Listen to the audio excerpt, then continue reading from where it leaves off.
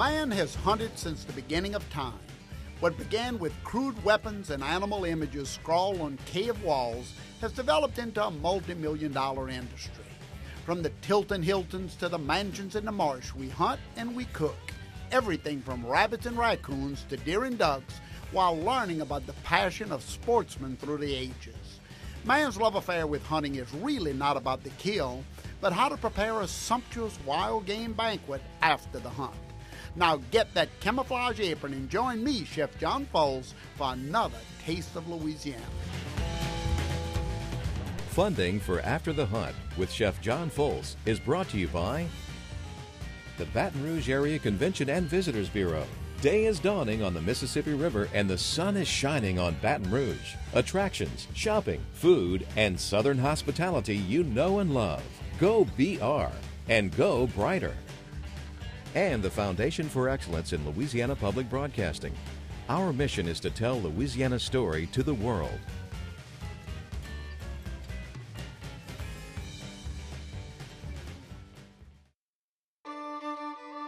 And by the Louisiana Department of Culture, Recreation, and Tourism. Vacation planning guides are available at louisianatravel.com. You wait all year for your vacation. Don't sleep through it.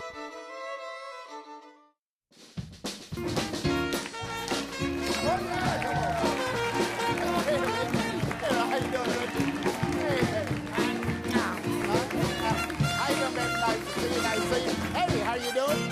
See you. Hey, man, good to see you. All right, my man Cam, huh? Hey, y'all, how you doing, huh? Bobby Lonero, y'all, give him a big hand here. Hey, everybody, thank you all so much for joining me in Sportsman's Paradise for another edition of A Taste of Louisiana. I'm thrilled to have all of you here in the studio audience, especially my guys here from Grandview Lodge. Huh? Very nice to have y'all here. How did some of you get here, though? I mean, did you... we just got out of jail. That's what I'm getting. They must have brought you in the back of the paddy wagon here, judging from your action on the set here. Anyway, it's great to have all of you here, as well as all of you viewers from across the country who's here. You should be here with us in the big kitchen today. It's fantastic. The smells of the Roux, right? The gumbo cooking. Our kitchen musicians today, y'all, Bobby Lonero and the New Orleans Express right here. Give them a hand, huh? Thanks for stirring the pot with us again. That's our kitchen band right there. I love them to death. Well, y'all, we all are collectors of something. I collect culinary antiques. Some will collect art. Others collect stamps. But not just any stamps. We're talking about duck stamps. Since the 1930s, sales of federal duck stamps have funded conservation measures across the United States. Who collects them? Who keeps them? Let's take a look. From the beginning of the 20th century through the 1930s, the waterfowl population in the United States declined rapidly. Conservationists and government officials composed the Migratory Bird Hunting and Stamp Act in order to revive endangered species and their habitats. The Duck Stamp Act was passed primarily to raise money to preserve habitat and to maintain the habitat that supports those wild waterfowl. All hunters 16 years of age and older must purchase and carry a federal duck stamp when hunting migratory waterfowl. The act also mandates an annual art contest from which the stamp images are selected. The contests are conducted by the United States Fish and Wildlife Service. The first duck stamp artist was J.N. Ding Darling, a political cartoonist who lobbied for Congress to pass the Duck Stamp Act. He did a lot of cartoons. And one of those cartoons was pretty famous because it talked about how much money hunters would spend for the harvest, but not one damn cent for seed. The first stamp sold for $1 in 1934, and today it costs about 15 bucks. In addition to federal duck stamps, some states like Louisiana require hunters to purchase state duck stamps. State stamp sales have raised over $8.5 million. Some of which have been used to repair levees and Louisiana wildlife management areas. Nature and wildlife artists often refer to the duck stamp design contest as the Olympics of wildlife art. I would say out of 350, 400 people that enter it, I would say about 250 are excellent wildlife artists. In 2004, Louisiana began the Retrievers Save Game State Stamp Series. This design requires artists to feature a retriever in their art as well as live waterfowl. The first design of the series featured a black Labrador retriever in 2005. The 2006 stamp paid homage to the yellow lab, and the 2007 stamp included a prominent chocolate lab. Tony Bernard, a resident of Lafayette, Louisiana, designed the winning 2007 state stamp. So when I entered and finally won with the chocolate lab, I was the first artist to have placed with the 3 labs, the third place with the black, second with the yellow, and first with the chocolate. According to the Louisiana Department of Wildlife and Fisheries, an unprecedented third round of voting was necessary to break a tie that year. Most of Tony's work features regional, sport, and wildlife art. But duck stamps are not limited to duck hunters alone. Anyone interested in wildlife conservation can purchase a stamp at a local post office or buy stamps online from the United States Fish and Wildlife Service. Not only do the stamps promote conservation, but they are also highly collectible. I go every year on June the 1st to the Wildlife and Fisheries, and the door opens at 9 o'clock. And I buy the corner block of the resident stamp, which is $5.50 a piece, and then I buy the corner block of the non-resident duck stamp. But I'm getting number 1 through 4 stamp. And if somebody beats me there at 9 o'clock, they get it. But I've got them so far, so that makes my collection of more value, and it's kind of fun. About 1.8 million stamps are sold every year to hunters, collectors, and wildlife enthusiasts.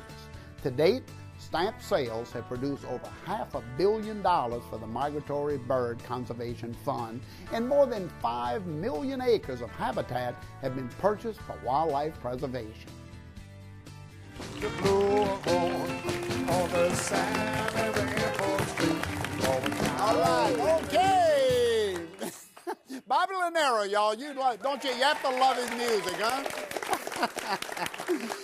How many of you do smoked duck in andouille gumbo? Now we talking business, huh? Oh yeah, now we talking business. Now, to smoke andouille, y'all, this is the pork sausage, highly seasoned with pepper, salt, garlic, cubed, not ground. That's what makes an andouille not a sausage. It's chopped, not ground. And then put in the beef middle casing. And then smoked for 7 hours over pecan wood normally. And it is what gives Louisiana gumbo its flavor. Y'all like it? Yeah. Huh? Yeah. Hey, Kim? That was good. That was good, huh? Man, Kim's got good hands, huh? You play for the Astros, I play for the St. James andouille catchers, huh? All right, y'all, we're going to fire up my cast iron pot because we're doing duck and andouille gumbo. Now, of course, we could add a little shucked oysters into this, which would be pretty good, huh? Oh, yeah. Huh? Oh, yeah, because in Louisiana, we love to combine game and porks, beef, domestic meats, seafoods, all in the same pot. So I'm beginning here with my dark brown roux. Now, there's there's few people in this audience that wouldn't know that a dark brown roux is equal parts of what? Oil and flour, of course. Look at the color of that. That flavor, thickening, and all of that. Wildlife and Fisheries. The success of the Louisiana duck stamp, because certain states also have duck stamps, right? While we're normally talking national, states do raise money. I know Louisiana does with their duck stamps. That's correct. It's an extremely important source of funding for our wetland management projects in Louisiana. And what do the stamps sell for nowadays? $5.50 for a resident duck stamp. If you're a non-resident, we hit you for $25. $25, huh? Yeah. To come in. That's a good thing. Keeps them out, right? Because they're always trying to get across state lines. I'm just kidding, y'all. We want you here, huh? I'll pay $20 a year, 25. Okay, come on in, huh? Richard and I will co-op on that, huh? Look at our platter. Smoked teal duck. Now, normally you reserve teal for company. Oh yeah, normally this is my favorite duck. What about that? Oh yeah, Hey, yeah. Huh? Favorite? Hey, you the guys over there. What you think? Teal, Wood? What's the best? Whatever we kill. Whatever falls out of the sky. I have the teal here, the andouille already sliced, and all of these onions, celery, garlic, red, yellow, green, bell pepper. Not that the bell peppers in color flavor differently, but boy, they sure make a gumbo look better, don't they, Kim, huh? Absolutely. Oh yeah. Oh yeah. Now all of the andouille going in at the same time gives that good heavy smoke flavor to the dish, and I'm going to simmer that around just a little bit. Now, when we talk about the money coming from the duck stamp program, where is it going? It goes to the Department of Wildlife and Fisheries. I know, but is that for picnics and parties? Or Oh, absolutely not.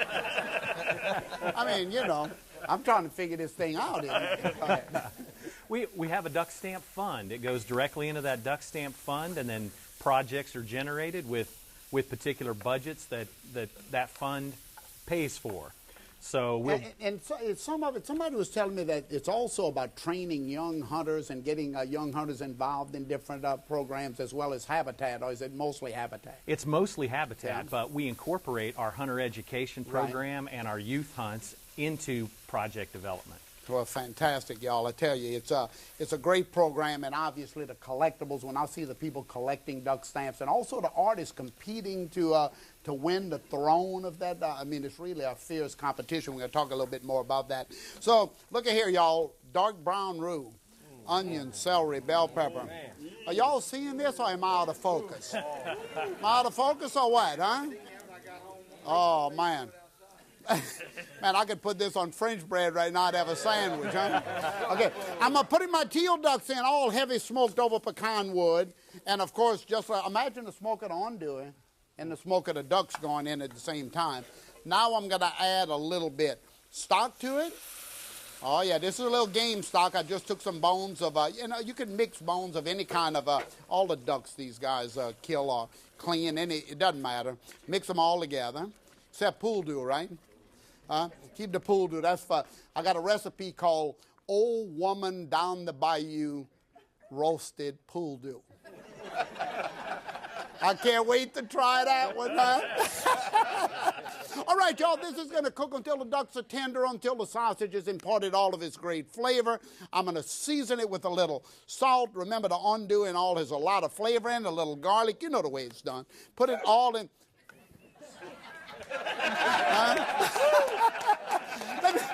Let me season you. Anyway, y'all, take a look at my terrine here, my beautiful terrine, and don't shake that salt off of it. That's good luck. Huh? Look at here. Oh, bon Dieu, bon Dieu. Look at that. Huh?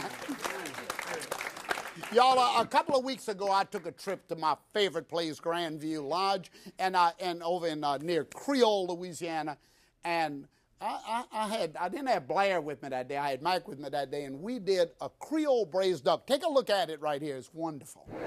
Okay, we're at a beautiful Grandview Lodge here in Cameron Parish, and I'm standing right at the little stove in the cast iron pot. You can see the smoke. That's bacon fat smoking in this pot because we're going to braise Creole style some wood duck. And chefing with me here today is Matt Dupree from Breaux Bridge, Louisiana, right? Yes, sir. LSU student and a good cook. We've seen you cook some teal ducks. You want to season these? This is wood ducks right here. Why don't you go ahead and put some, look how beautiful those are. Just go ahead and put salt and pepper right down the middle. Just throw it on in there. You know, there's no right or wrong when you season. You just want to get enough in it. Now a little bit pepper. Now you've been cooking ducks for a while, huh? Yes, sir. I know you enjoy doing it. You're a big hunter too? A little bit more would be good. A little bit more of that garlic in there. And wood ducks, I think wood and teal is the two best ducks, huh? My favorite. That's my favorite too, they cook. Okay, now why don't we go, I'm gonna put one down into the pot right now. Or I'm gonna put it breast down, and then we're gonna go ahead and put the other one. Okay, and then the second one's gonna go into the pot. Now go ahead and season the backs of them good. And just and again, some granulated garlic. And these are going to be braised, which means we're going to cover them in liquid and just kind of turn them around a little bit. It's going to be really, doesn't take long in that bacon fat. And you might want to use those tongs right there, Mike, to kind of move them around in there a little bit. Oh, look how beautiful. Just kind of give that nice browning effect on them. That's all we're looking for. And that bacon fat gives them great flavor. Yeah, just go ahead. All right, now we're going to start to put in some of the seasonings because the seasonings are going to go all around the pot. I'm going to start off with some onions, and you can throw in some bell peppers here, and then celery. All of those great Louisiana seasonings. Look how those ducks are being smothered and all of that. Yeah, you can move them around. A little garlic goes into the pot. Beautiful, huh? Carrots. And again, this is creating the liquid. You can stir that around just a little bit.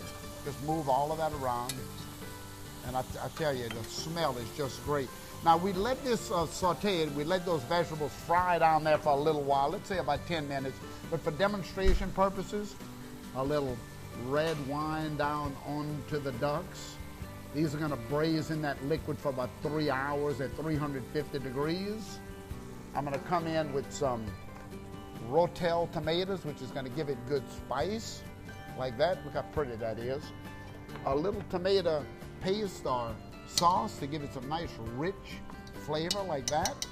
And then the final thing is going to be a little bit game stock. And we want to put just enough game stock in there to get about 3/4 of the way up the duck. And then I'll tell you what I'll do, Mike. You might want to turn them over breast down into the liquid, and then we're going to put them in bring it to a rolling boil, put them in a 350 degree oven, 375 degree oven for about 2 hours, and they're going to be just about falling off of the bone. So we're going to serve these to the folks tonight. The ones you cook, we're going to eat.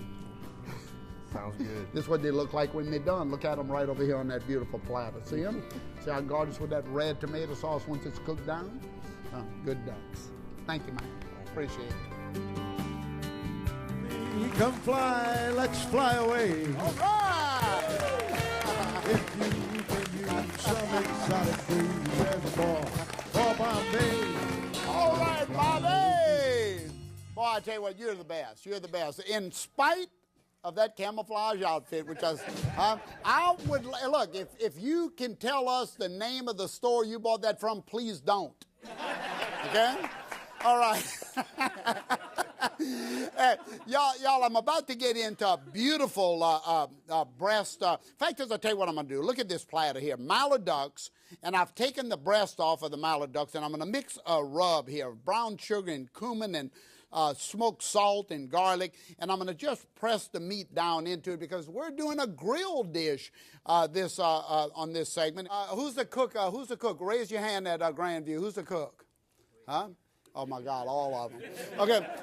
Y'all, come on over to the grill right here. We're going to put it down on the grill, meat side down, and we're going to let that go for a minute. I'm going to kick that fire up, and I'm going to let that cook while I come over here and ask a couple of questions. First of all, Robert, what about Ducks Unlimited? I mean, when we talk about Ducks Unlimited, what's the contribution of Ducks Unlimited to wildlife habitat, the whole deal? What's the mission? Conservation.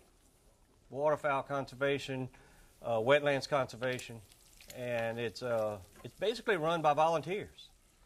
I mean, they're executives and they're people that work for Ducks Unlimited, but their mission is the wetlands, you know, and the conservation part of habitat. Well, hunters, you know, for so long, hunters were actually put into a category of folks going out and just massively slaughtering everything they could get their hands on. That was my brothers. Y'all were slow on that. But organizations like Ducks Unlimited really play a key role in getting hunters all involved, because I know you have the annual events and you have all the charity work y'all do. It's really fantastic. Well, the volunteers do multiple things, but what they do, they give their time and their money. Right. You know, giving you money is, you know, a pretty good thing, but when you give your time to volunteer, right, and, you know, actually put on fundraising events. No, it's really great. Ducks Unlimited is one of those fans, and I'm always proud to be able to do something for y'all. Y'all call upon us constantly, and we do. Now, Tony, I tell you, you're a great artist. The competition has to be just fantastic. It has to be excruciating, huh, to win those titles. Well, yeah. And so how did you do it? Well, it's just a passion that I have and a gift, and usually when I'm putting it all together and on canvas, Yeah. I feel like I won already. Well, that's the way I feel when I make a gumbo. There you go. And I like what he said. It's a passion and a gift. That means I can get one. Yeah. Well, I don't know about that. Thank you. Man, I love that, huh? Tony Bernard, y'all, they are one of the great artists in wildlife, huh? Richard, I have my bacon going here. And I'm going to throw into it, I'm going to make my sauce for the duck over here. The duck is grilling away. So y'all look on my board. I have onion, celery, bell pepper, garlic. I have all of this cumin. I have some nice salt. I have anchovies, and I have poblano peppers here. I'm going to put all that in. You smell that bacon? Y'all must smell that bacon right there, huh? Yeah. Look, there ain't no, this is my passion, but it ain't no gift. Oh, no, you got to buy some of this. I'm gonna put a little bit of the cumin in there. I'm going to put a little bit of this wonderful flavored salt. I'm going to put the anchovies and poblanos in here. And I got to add a little bit of honey. Richard, while I'm doing this, I'm going to add some honey, wine, and vinegar. Tell me a little bit. You brought 2 statues here. Tell me about that right away. Well, you know, after we lost the camp down in Grand Chenier for Hurricane Rita. Y'all had a lot of devastation. Yes, we did down down there. Cameron. And we opened up our new camp, Grandview Lodge over in Creole in 2006. And we had one of the Monsignors, a Catholic priest, come down to give us the opening mass. And he said that we needed to have a little bit of a more Christian symbol in the camp, and so I knew about St. Peter. I wonder what the symbols were in the camp if they needed more Christian. I knew about St. Peter, but I had never heard about St. Hubert, which is the patron saint of hunters, and this happened in the 10th century. And you know, over in Europe on November 3rd, they celebrate St. Hubert Day as part of the hunting etiquette of hunters, also to be conservative and not kill more than what they plan on eating. And I think it's pretty nice. No, exactly. Whatever they kill, they must eat. St. Hubert right there. Those are beautiful statues. We're going to donate both of these to your kitchen here, John. All right. Okay. See that, huh? Now, quickly, you have all of your guides here. I mean, these guys, look, we have such fun with these fellas. You guys, I mean, you know what I'm talking about. And Blair, you know what I'm talking about. Tell us the value of the guide. I can't thank them enough. You know, when you have all the guests that we have, particularly from out of state, it's the guides that take them on the hunt that entertain them. And our guides just have a true passion for not only hunting, but also for giving back. And they treat our out-of-town guests with a great deal of dignity, and we're just honored to have. They're hard workers, they're good hunters, and they love life. So anyway, so I have my duck breasts going here. You see what they look like on, I made my sauce. I made some earlier. So now I'm going to put it across the duck like this. And just to show you how I would serve it, this is an entree. So I'd take my little platter and I'd put the duck breast on it like this, 1 per person. You can see how nice that looks. I know you can smell it over there. Doesn't that smell good? And then I'd put a little bit of this sauce that I made on top of there with all, is that good or what? Oh, yeah. Oh, yeah, I knew I'd bring you around sooner or later. Y'all, thanks so much for being here with us. Thanks for our 2 saints. Thanks to all of you. I especially appreciate the guides here. And y'all, thanks for joining us in the swamps of Louisiana. And remember that man's love affair with hunting is not about the kill or the skill. It's all about the fabulous feast after the hunt at Grandview. Y'all, see you next on A Taste of Louisiana.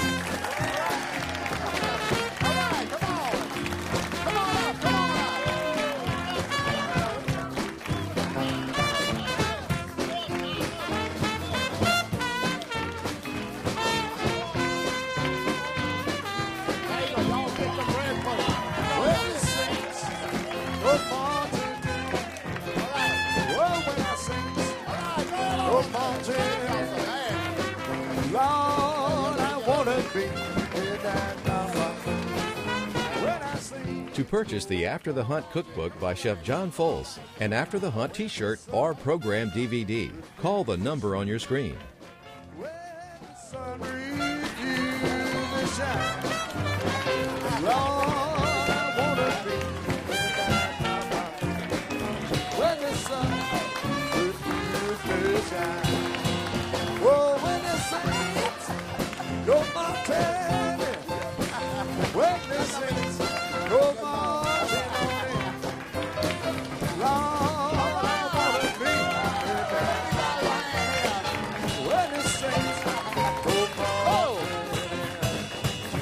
Now when the sun Funding for After the Hunt with Chef John Folse is brought to you by the Baton Rouge Area Convention and Visitors Bureau. Day is dawning on the Mississippi River and the sun is shining on Baton Rouge. Attractions, shopping, food, and Southern hospitality you know and love. Go BR and go brighter. And the Foundation for Excellence in Louisiana Public Broadcasting. Our mission is to tell Louisiana's story to the world.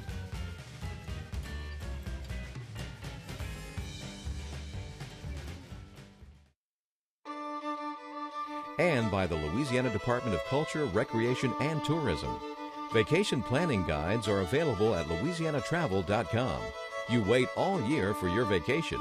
Don't sleep through it.